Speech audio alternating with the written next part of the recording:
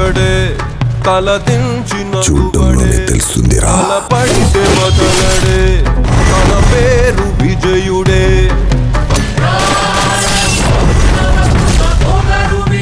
వాడిని కంటిన్యూస్ గా వర్క్ చేస్తూనే ఉండండి.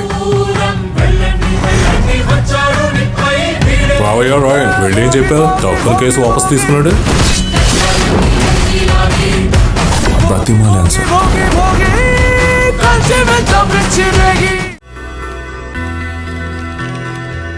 ఫైల్లో ఇది ఎక్కడ పెట్టా? నువ్వా? ఏంటది? నువ్వా? నన్ను చూసి ఎందుకు షాక్ అయ్యారు? మీరు కూడా నన్ను చూసి షాక్ అయ్యారు. మీరెందుకు షాక్ అయ్యారు? అందుకే నేను కూడా షాక్ అయ్యాను.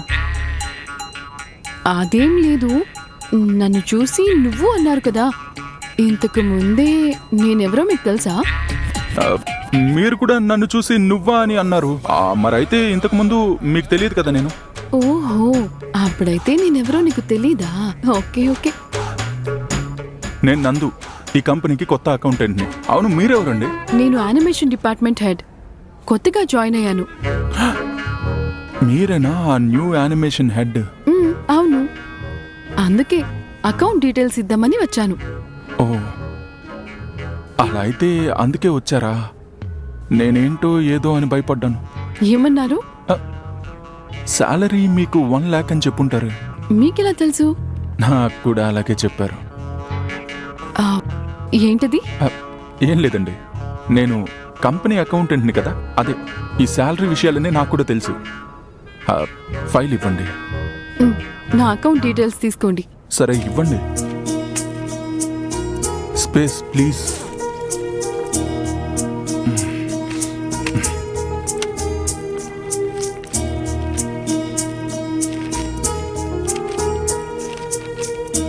నా పేరు అనామికనే కదా? నా పేరు మీకెలా తెలుసు? ఇది మీ ఫైలే కదా, ఇందులో మీ పేరు మొత్తం జాతకమే ఉంది. సరే, మీ అకౌంట్ నంబర్ చెప్పండి. పాస్బుక్ లోపలే ఉంది, తీసి చూసుకోండి. ఓ, నోరు తెరిచి చెప్పరన్నమాట. కష్టం.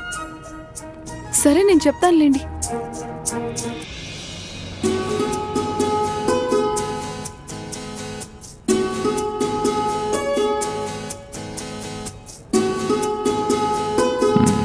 మీ డేట్ ఆఫ్ బర్త్ చెప్పండి. ఏ సర్టిఫికెట్స్ లో లేదా? సర్టిఫికేట్స్ లో డేట్ మాత్రమే ఉందండి. టైం, ప్లేస్ ఇవన్నీ చెప్పండి. ఏ నా జాతకం ఏమైనా చూస్తారా? ఊరికే తెలుసుకుందామని అడిగానండి. 1999 హైదరాబాద్ 7:30 AM.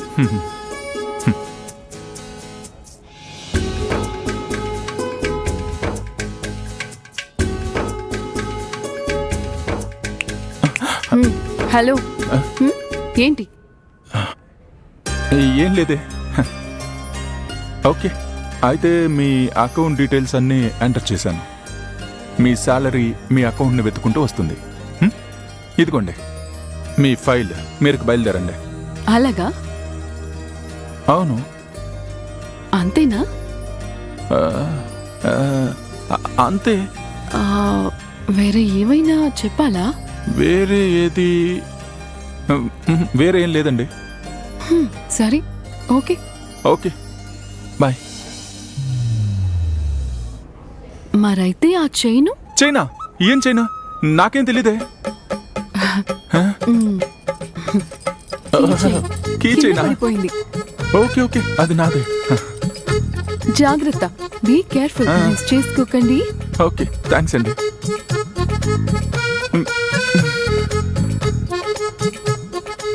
అయ్యో, ఏంట్రా నందు, యానిమేటర్గా ఉండాల్సిన నువ్వు అకౌంటెంట్గా కూర్చోడానికి అసలు కారణమే ఆ అమ్మాయి. అంతేకాక తన చెయ్యిని 20,000కి తాకట్టు కూడా పెట్టాను. మనం తీసుకునే ఈ 15,000 రూపాయల శాలరీలో ఎప్పుడు విడిపించాలి, ఎప్పుడు ఇవ్వాలి? బాబు నందకుమార్ సార్, ఇది యానిమేషన్ కంపెనీ. అందమైన అమ్మాయిలు వస్తుంటారు, పోతుంటారు. వాళ్ళని చూస్తూ అకౌంట్స్ తలకిందులు చేయకు బాబు. నెల తిరిగేసరికి 15,000 రూపాయల శాలరీ నీ చేతిలో ఉంటుంది. జాగ్రత్త బాబు. సరే sir, okay sir, thank you.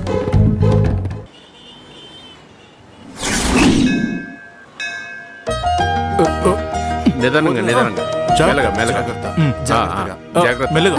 జాగ్రత్త మెల్లగా చిట్టు తల్లి ఇలారా నాన్న ఏంటి వాళ్ళ నాన్న? కిచెన్ ఎక్కడో చూపించు తీసుకెళ్ళి జాగ్రత్తగా పెడతారు రండి, మెల్లగా మెల్లగా లోపలికి రండి అన్న రండి రండి అది కూడా దించండి అయ్యా నాన్న అన్న, జాగ్రత్త ఏంటి నాన్న ఇవన్నీ రారా ఇప్పుడే ఆఫీస్ నుంచి వస్తున్నావా ఏంటి ఇవన్నీ తీసుకురండి AC fridge washing machine microwave oven అది తెలుస్తుంది ఇప్పుడు ఎందుకు అవన్నీ ఆఫీస్ నుంచి కష్టపడి వచ్చావుగా అన్ని బయట నిలబడి మాట్లాడాలా ముందు స్ట్రాంగ్ గా కాఫీ తాగు ముందు వీడికో కాఫీ ఇవ్వండి నువ్వు లోపలికి వెళ్ళు నాన్న వెళ్ళి చెప్తాను మీరు దించండి రండి రండి దించండి జాగ్రత్తగా తీసుకురండి మెల్లగా జాగ్రత్తగా దించండి చాలా కాస్ట్లీ సామాన్లు ఒక్క గీత కూడా పడకూడదు జాగ్రత్తగా తీసుకురండి మా ఇది నేనే ఓపెన్ చేస్తాను అక్క ఏం జరుగుతుంది అక్క ఇక్కడ ఏసీ వస్తుందిరా రూమ్ క్లీన్ చేయాలి నువ్వు వెళ్ళు అయ్యో అక్క అన్నయ్య మా ఇంటికి కొత్త ఫ్రిడ్జ్ వచ్చిందన్నయ్య అది తెలుస్తుందిరా పోరా గుండు నా గుండె దొరికింది అందరికి అమ్మా నువ్వేనా చెప్పమ్మా ఏం జరుగుతుందమ్మా ఇక్కడ అయినా నాకేం తెలుసురా ఆయన ఏమైనా నన్ను అడిగి చేస్తున్నారా ఇవన్నీ నువ్వే వెళ్ళి ఆయన అడుగు నిర్మలా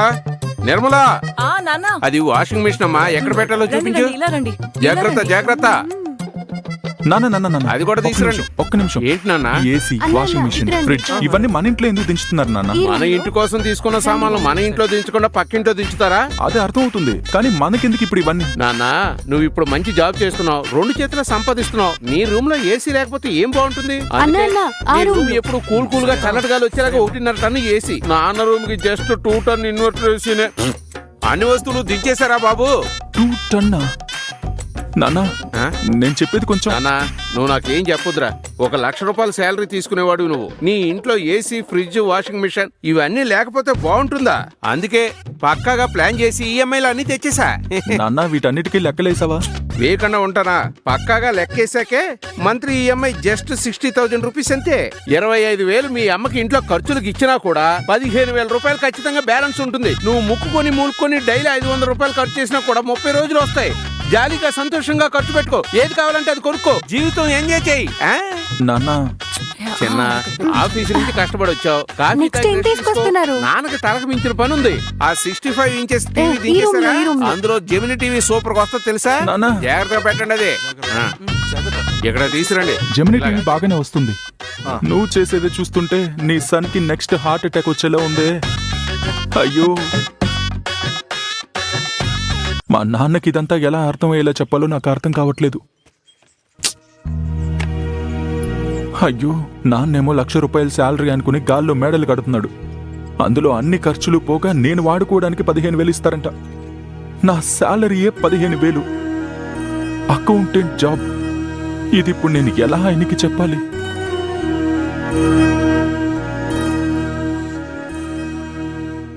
అంతా ఈమె వల్లే నిన్ను ఒక్కసారి చూసినందుకే నా లైఫ్ లో ఎంత గొప్ప విషయం జరిగిందో తెలుసా నువ్వే నా లక్కిచ్చావు అందుకే నువ్వు నాతో పాటే ఉండాలి ఉంటావు కూడా అంతా ఈమె వల్లే ఈమెని